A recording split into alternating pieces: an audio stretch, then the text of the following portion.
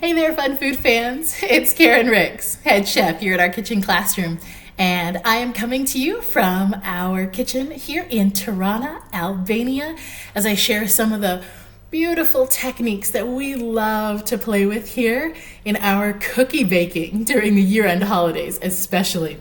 We are ramping up for our 12 days of cookies, and I want to show you a technique that's going to help you crank out lots and lots of delicious cookies even more easily and consistently than you might have thought you'd been able to do at home. Come on down, let me show you this technique. This is actually a combination of a couple of different techniques here.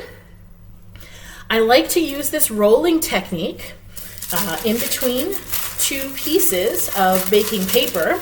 Not only does this help protect my board surface from getting all sticky with different types of cookie dough, but it also makes it really easy to store bits of dough for cutting out at a later time.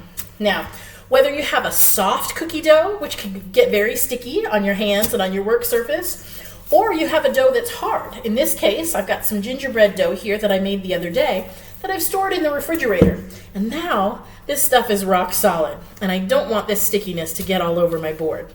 So I'm gonna take this little lump of dough here, place it in between two sheets of baking paper, and I'm going to pull out my handy dandy chopsticks. Now, if you don't eat with chopsticks in your house, that's okay. These are great for using for a variety of other things besides just eating. In this case, I'm going to use them, one rotated in the opposite direction from the other because of the slight taper at the eating end, in order to give me a consistent cookie thickness. So, one pointing one direction and one pointing the other, and I'm going to place these on either side of my cookie dough.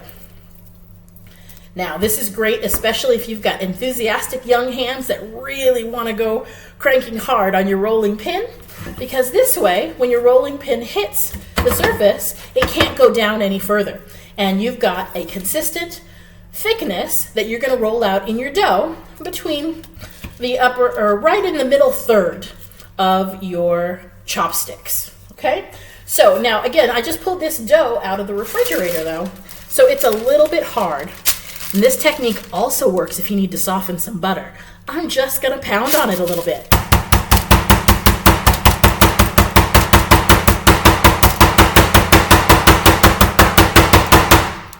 And what that's gonna do is it's gonna help soften the dough and make it a little bit easier for me to roll out. So now I can give it a little press, just like this. And I can roll back and forth. And I can feel when I hit these chopsticks with my rolling pin.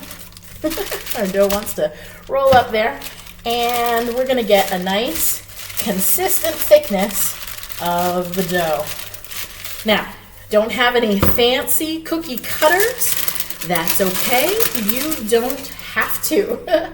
We're still getting settled in here in our Albanian kitchen after being away for a while, and so I've just got a drinking glass here, and I'm gonna just press this down right here in the middle of my dough, give it a little twist, and boom.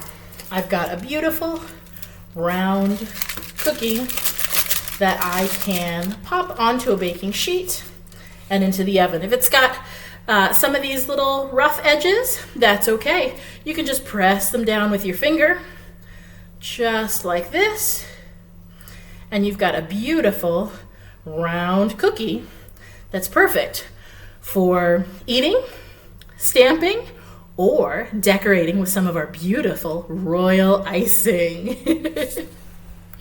Be sure to check out our royal icing video here on the channel so that you know exactly how you can pipe, flood, or a combination of the two to decorate your gingerbread or sugar or whatever kind of cookies you want to decorate.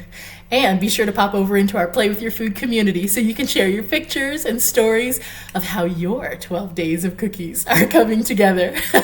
I can't wait to see you on the inside. Take care, fun food fans, and I will see you in our next video.